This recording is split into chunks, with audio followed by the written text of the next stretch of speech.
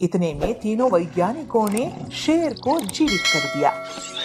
एक नगर में 4 मित्र रहते थे। उनमें से 3 बड़े वैज्ञानिक थे किंतु बुद्धि रहित थे। चौथा वैज्ञानिक नहीं था किंतु बुद्धिमान था। चारों ने सोचा कि विद्या का लाभ तभी हो सकता है यदि वे विदेशों में जाकर धन संग्रह करें। इसी विचार से वे विदेश यात्रा को चल पड़े। कुछ दूर जाकर उनमें से सबसे बड़े ने कहा, हम चारों विद्वानों में एक विद्या शून्य है, वह केवल बुद्धिमान है। धनोपार्जन के लिए और धनिकों की प्रसन्नता प्राप्त करने के लिए विद्या आवश्यक है। विद्या के चमत्कार से ही हम उन्हें प्रभावित कर सकते हैं। अतः हम अपने धन का कोई भी भाग इस विद्याहीन को नहीं देंगे। वह चाहे तो घर वापस चला जाए। दूसरे ने इस बात का समर्थन किया किंतु तीसरे ने कहा, यह बात उचित नहीं है। बचपन से ही हम एक दूसरे के सुख दुख के सहभागी रहे हैं। हम जो भी धन कमाएंगे उसमें इसका हिस्सा रहेगा। अपने पराये की गणना छोटी दिल वालों का काम है। उदार चरित्र व्यक्तियों के लिए सारा संसार ही अपना कुटुंब होता है। हमें उदारता दिखलानी चाहिए। उसकी बात मानकर चारों आगे चल पड़े। दूर जाकर उन्हें जंगल में एक शेर का मृत शरीर मिला। उसके सारे अंग बिखरे हुए थे। तीनों विद्याभिमानी युवकों ने कहा, चलो हम अपनी विज्ञान की शिक्षा की परीक्षा करें। विज्ञान के प्रभाव से हम इस मृत शरीर में नया जीवन डाल सकते हैं। यह कहकर तीनों उसकी हड्डियां बटोरने और बिखरे हुए अंगों को मिलाने में लग गए। एक ने अस्थिपंजर किया, दूसरे ने चर्म, मांस, रुधिर संयुक्त किया, तीसरे ने प्राणों के संचार की प्रक्रिया शुरू की। इतने में विज्ञान शिक्षा से रहित किंतु बुद्धिमान मित्र ने उन्हें सावधान करते हुए कहा, जरा ठहरो, तुम लोग अपनी विद्या के प्रभाव से शेर को जीवित कर रहे हो। वह जीवित होते ही तुम्हें मारकर खा जाएगा।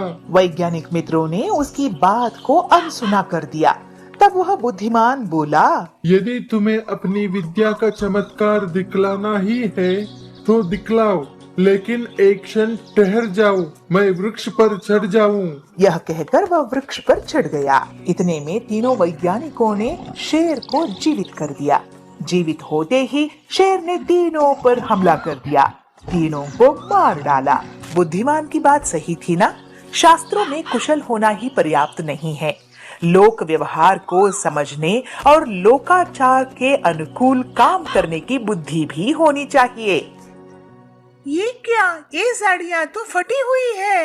अब मैं माँ जी को क्या कहूँगी? अब तो मुझे और डांट पड़ेगी। वंदनपुर में पीलू चिड़िया बुलबुली चिड़िया के साथ रहा करती थी। पीलू चिड़िया बहुत ही लालची थी। वो बुलबुली चिड़िया की बहू थी।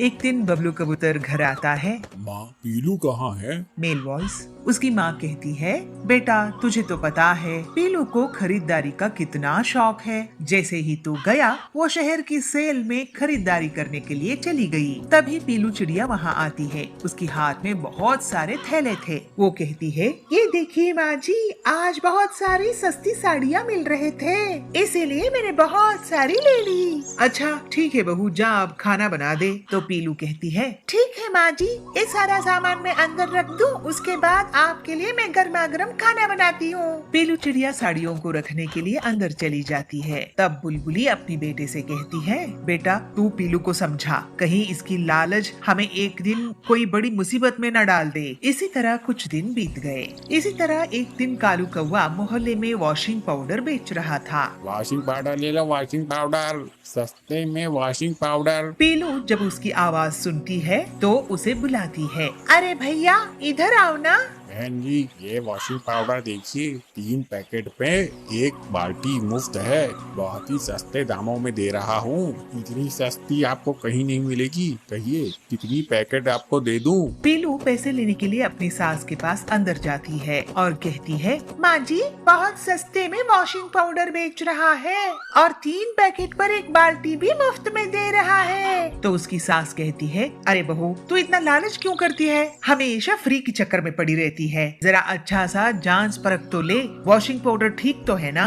माँ जी, आप हमेशा ऐसे ही बेकार में चिंता करती है। जंगल के सारे प्राणी उसी से वॉशिंग पाउडर खरीद रहे थे। ठीक है बहू, ये ले पैसे, तू इतना कह रही है तो जा खरीद ले। पीलू चिड़िया वॉशिंग पाउडर के वो पैकेट्स खरीद लेती है। उसे मुफ्त में एक बाल्टी मिलती है। मुफ्त की बाल्टी पाकर पीलू बहुत खुश होती है। अगले दिन बुलबुली चिड़िया कपड़े धो रही होती है और वो जोर से पीलू को आवाज देती है। पीलू उसके पास आती है और कहती है, क्या हुआ माँ जी, आप इतनी जोर जोर से मुझे आवाज क्यों दे रही थी? उसकी सास कहती है, ये देख, ये वॉशिंग पाउडर खराब है, इसमें तो जाग ही नहीं आ रहा है। ये बाल्टी इतनी पतली है कि एक बार में ही टूट जाएगी। मैंने तो तुझे मना भी किया था, लेकिन तू है, तेरी लालच के कारण हम एक दिन बर्बाद हो जाएंगे। तो पीलू कहती है, माँ जी, आप मुझ पे इतना गुस्सा क्यों कर रही है? मैं तो 2 पैसे बचाना चाहती थी, इसमें मेरी क्या गलती है? और उसने मुझे गलत वॉशिंग पाउडर दे दिया तो मैं क्या करूँ? चल बहू, अब ये रोना धोना छोड़। पड़ोसन के घर में शादी है, जो तूने उस दिन सेल में साड़ियाँ खरीदी थी ना, उसे हम पहनकर दोनों सास बहुएं जाएंगी। पीलू चिड़िया जैसे ही वो साड़ियाँ निकालती है तो वो देखती है, अरे ये क्या, ये साड़ियाँ तो फटी हुई है। अब मैं माँ जी को क्या कहूँगी? अब तो मुझे और डांट पड़ेगी। तभी बुलबुली वहाँ पे आ जाती है। पीलू, तूने साड़ी निकाली, हमें देर हो रही है। तो पीलू कहती है, माँ जी, ये साड़ी तो फटी हुई है, मेरे लालच के कारण ऐसे नुकसान हुआ है। मैं आपसे वादा करती हूँ, आज के बाद मैं कभी लालच नहीं करूँगी। बुलबुली कहती है, ठीक है बहू, तुझे अक्ल आ गई, यही बड़ी बात है। चल, अब मैं बाजार जाकर तेरे साथ नई साड़ियाँ लेके आती हूँ। उस दिन के बाद से पीलू चिड़िया लालच करना छोड़ देती है। ये बात जब उसकी पति बबलू कबूतर को पता चलता है तो वो बहुत खुश हो जाता है और फिर सब खुशी खुशी रहने लगते हैं। एक जंगल में बबलू और पीलू चिड़िया साथ में रहते थे। वे दोनों पति पत्नी थे। बबलू कबूतर कूली का काम करता था और नदी पार से दूसरे पक्षियों का सामान उठा के लाता था। एक दिन जब बबलू काम पर जा रहा था तो पीलू उससे कहती है, अजी, अपनी सेहत का भी ख्याल रखा करो। सभी किसी न किसी दिन छुट्टी लेते हैं। आज तो रविवार है और आप आज भी काम पर जा रहे हो।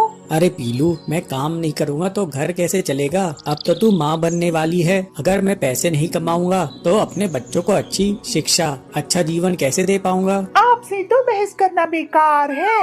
ये लीजिए पोटली, इसमें मैंने खाना रख दिया है, समय से जरूर खा लीजिएगा। नहीं पीलू, आज मेरी तबीयत सही नहीं लग रही है, कुछ भी खाने का मन नहीं कर रहा है। काम से आने के बाद खा लूंगा। बबलू बिना खाना लिए काम पर चला जाता है, मगर पीलू चिड़िया को क्या पता था कि बबलू के साथ उसकी मुलाकात आखिरी होगी।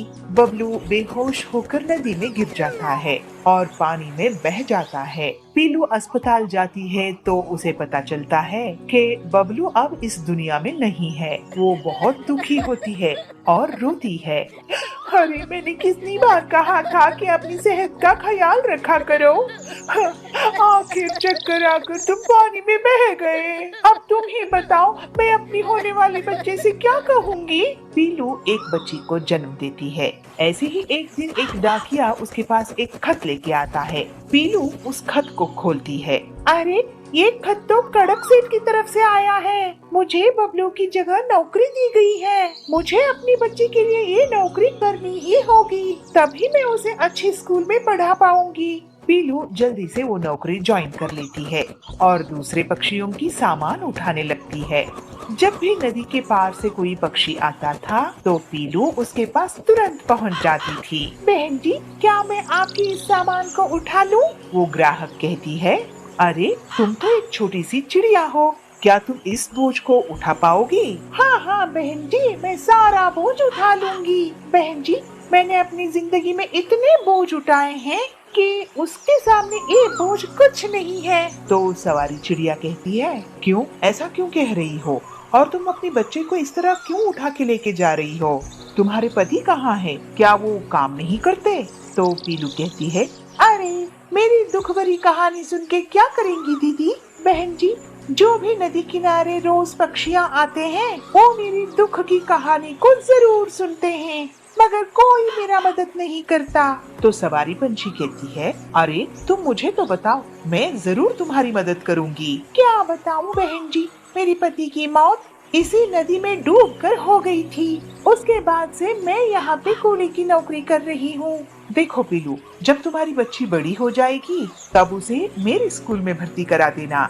मैं उसका बहुत अच्छे से ख्याल रखूंगी। मैं उसे पढ़ा लिखा कर एक बहुत ऊंची अफसर बनाऊंगी। मैं तुम्हें अपना पता दे देती हूँ। कहते हुए वो चिड़िया पीलू को अपनी पता देती है। काफी साल बाद जब पीलू अपना घर साफ कर रही होती है तो उसको उस चिड़िया का लिखा हुआ पता दिखाई देता है। अरे ये पता तो वही है जो मैडम जी ने मुझे नदी किनारे दिया था। मैं तो बिल्कुल इसे भूल ही गई थी। अब मैं अपनी बेटी को लेकर मैडम जी के स्कूल में जाऊंगी और उसे वहाँ पढ़ाऊंगी। पीलू अपनी बेटी को लेकर उस स्कूल की तरफ जाती है। अरे पीलू, आओ आओ, बहुत सालों बाद दिखी हो। ये देखिए मैडम जी, मेरी बच्ची अब बड़ी हो गई है और मैं इसको अपनी स्कूल में दाखिला दिलाने आई हूँ ताकि ये पढ़ लिख कर बड़ी अफसर बन जाए और मेरी तरह इसे जीवन में संघर्ष न करना पड़े। हाँ हाँ पीलू, तुम चिंता मत करो। मैं तुम्हारी बच्ची को बहुत अच्छी एजुकेशन दूंगी। तुम्हें इस पर बहुत गर्व होगा। फिर पीलू की बच्ची उस स्कूल में पढ़ती है और बड़ी होकर वो बहुत अच्छे होनहार अफसर बनती है और पीलू अपनी बच्ची के साथ हंसी खुशी रहने लगती है।